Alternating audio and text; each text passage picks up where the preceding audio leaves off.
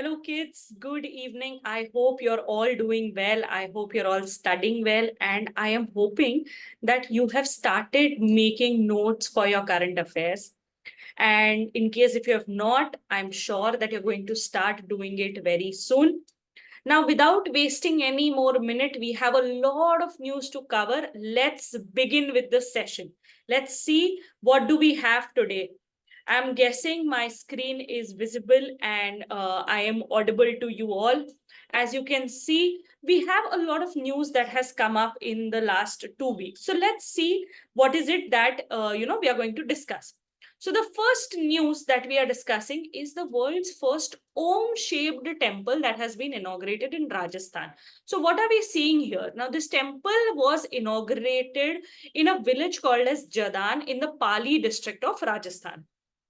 This basically Omkar or Om Akar shaped temple is based or made with the idea of Nagara architecture or Nagara style. Now, what is this Nagara style? Basically, this is the 5th century AD period.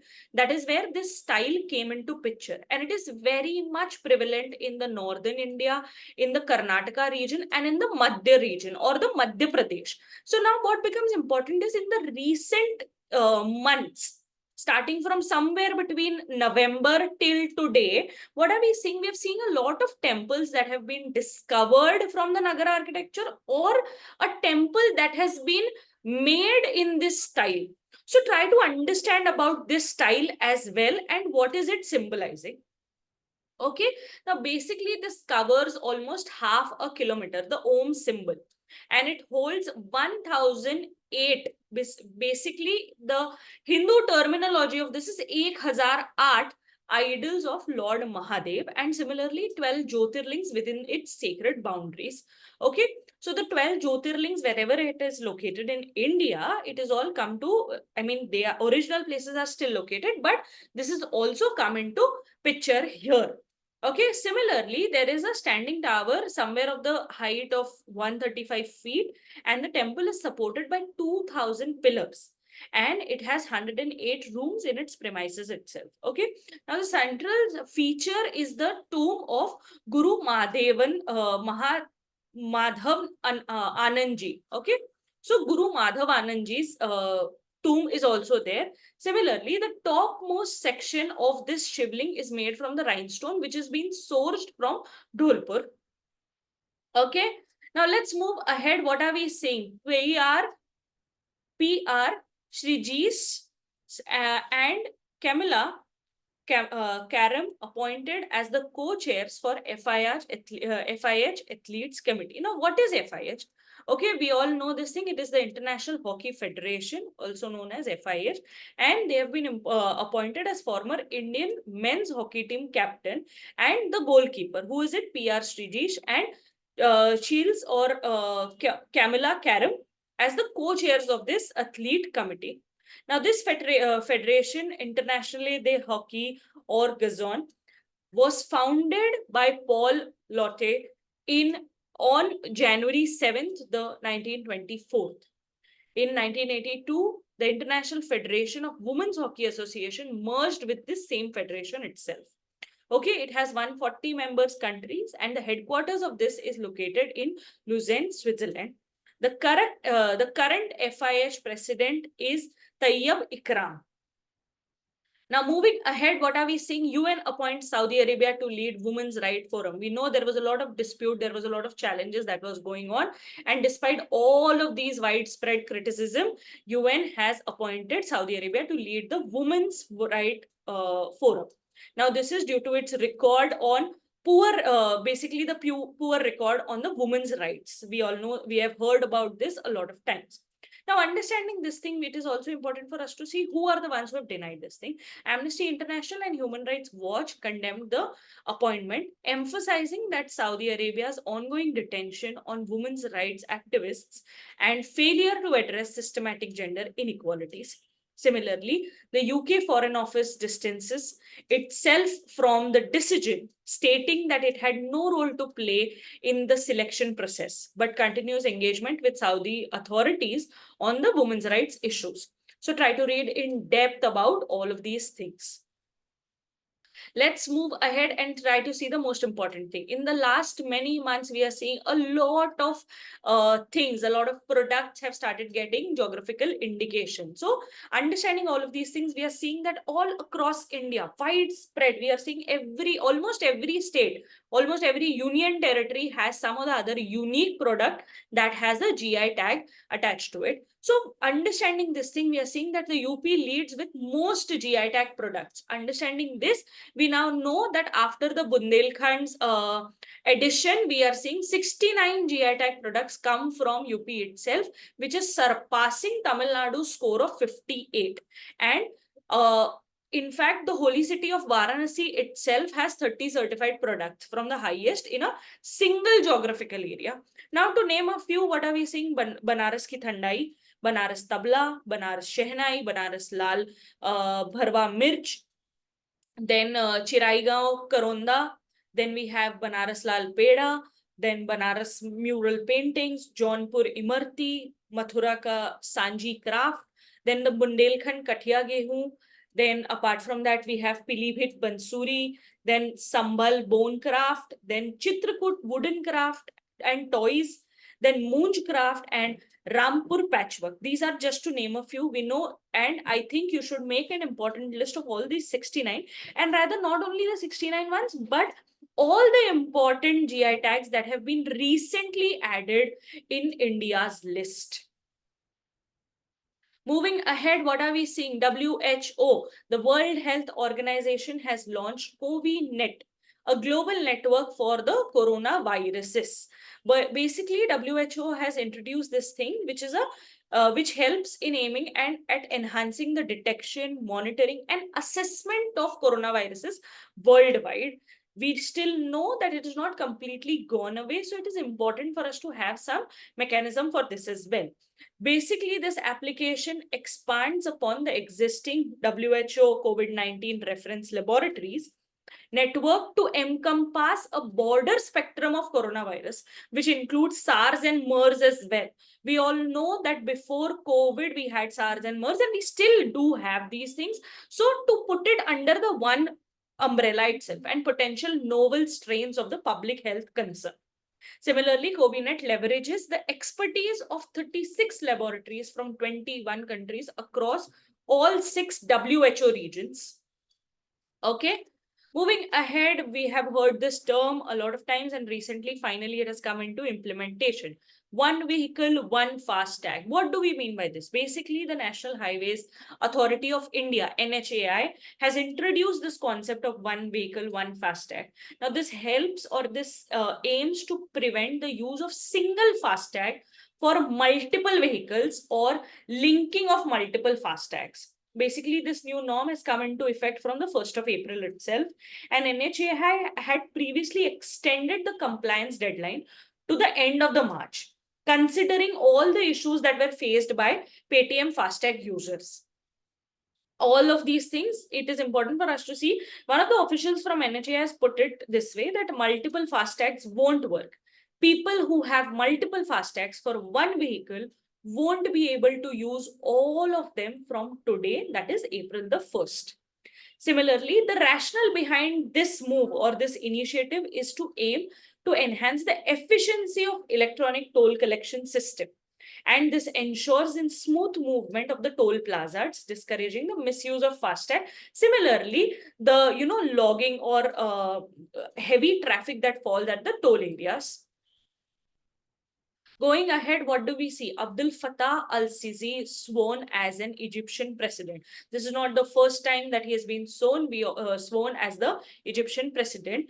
This is the third term, and it is extended till the year 2030. His age is 69. Some important facts that we must know about Egypt is its capital, that is Cairo. The corruption is the, I'm so sorry. The currency is the Egyptian pound.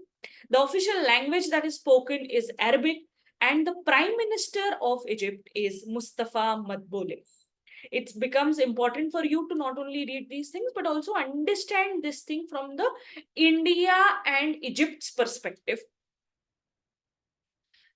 Understanding the same thing, what are we seeing? DRDO has successfully taken a test of missile called as Agni Prime. Now, what is this thing? Basically, the Defense Research and Development Organization and India Strategic Forces Command, that is SFC, they have successfully conducted a flight test of this new generation ballistic missile called as Agni Prime. Now, drop in the comment section and let me know, what do we mean by ballistic missiles?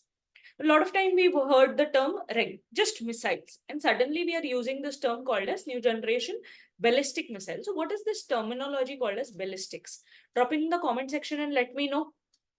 Moving ahead, what are we seeing? The test was occurred at the APJ Abdul Kalam Island of Odisha's coast. Okay. Now this thing Agni Prime is also known as, or Agni P is also known as Agni Prime, which is a medium range ballistic missiles, MRBM, developed by DRDO itself. Now we know DRDO was founded in the year 1958 and the headquarters of this is in New Delhi. Similarly, the agency executive for this is Samir V. Kamar, who is the chairman for DRDO. So please drop it in the comment section and let me know what is a ballistic missile. Moving ahead, what are we seeing? Rakesh Mohan appointed to what? World Bank as World Bank Economic Advisory Panel. Now, what do we mean by this? He has been appointed and he is the former deputy governor for RBI or Reserve Bank of India. And now he is appointed as a member of its Economic Advisory Panel.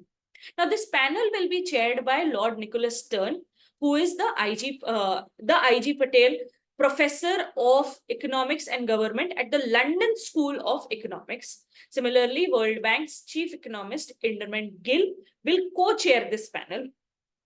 Now, about the World Bank, if you see, the headquarters of this is in Washington, D.C., which is in United States, and it was founded in the year 1944 at Bretton Woods, New Hemisphere of the United States. Understanding this, we know the president for World Bank is Ajay Banga.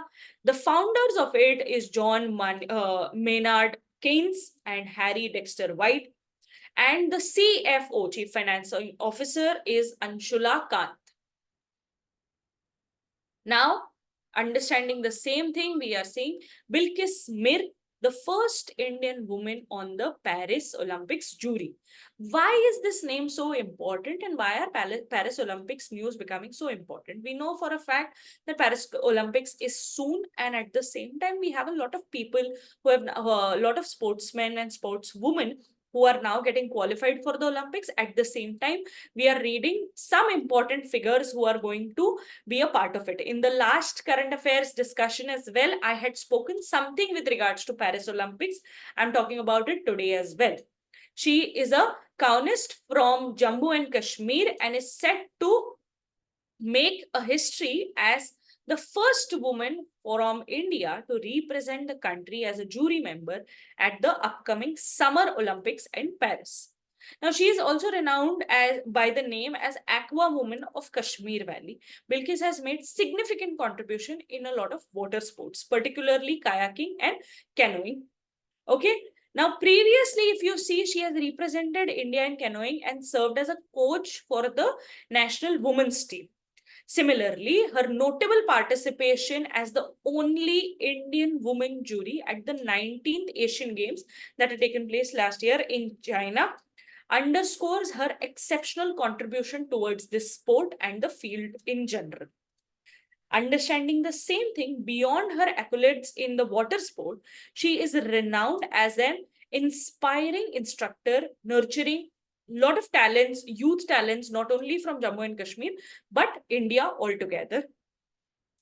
Now, another thing, on the 7th of April, we celebrated World Health Day. Now, what is this World Health Day? Basically, it is a anniversary of World Health Organization altogether. And the theme for this year was My Health, My Right. Okay. Now, this was established, of course, the World Health Organization was established on the 24th of October, 1945 as a part of United Nations. Efforts to promote the global peace, security, and better living conditions for all. Similarly, if we see the founding year altogether was 7th of April, 1948. Director General is Tedros Adhanom Ghebreyesus, and the headquarters of this is in Geneva, Switzerland. try to understand these things in depth. And the role of WHO is very important. Last year, we also had one of the conferences that was in collaboration with World Health Organization, which had taken place in India itself. So read about these things and drop in the comment section and let me know what is this conference, the name of the conference and the location of it. So there are two things that I've asked you about: the ballistic missiles and this conference that had taken place in organization with in collaboration with WHO. Moving ahead, what are we seeing? India-Africa defense relation. What are these things? In a sign of expanding the focus on military diplomacy, India is set to send defense attaches to, that is DA, to a number of its missions in Africa for the first time. Africa is expected to get 4 new DAs. Okay, now out of 1 DA is likely to be sent from Francophone Western Africa, sent to the Francophone Western Africa. Then we have 3 others that are expected to be sent to 3 countries in the Eastern, Southeastern Africa. Similarly, India's mission in countries such as Ivory Coast, Mozambique, Ethiopia, and Djibouti are being discussed as the part of the process. Apart from the 4 countries in the Africa, Indian embassy in the Poland region is scheduled to get a new DA. At present, the DA in the Indian embassy in the Czech Republic concurrently serves as for the Indian mission in the Warsaw. Similarly, the readjustment in the post of DA in the multiple regions is a part of India's evolving requirements that stretch from the defense production and cooperation to the dealing with the crisis that hinge on the urgent mobilization. It becomes important for you to read about these things and go in depth about it, and likewise follow this thing for the next few months. Moving ahead, what are we seeing? Tri-Service Planning Conference, also known as Parivartan Chintan. Okay, now Parivartan Chintan had taken place in New Delhi on the 8th of April. Okay, and here if you see who all had participated: Chief of Indian Army, General Manoj Pandey, Air Marshal Vivek Ram Chaudhary of the Indian Air Force. Then we had Admiral R. Hari Kumar of the Indian Navy.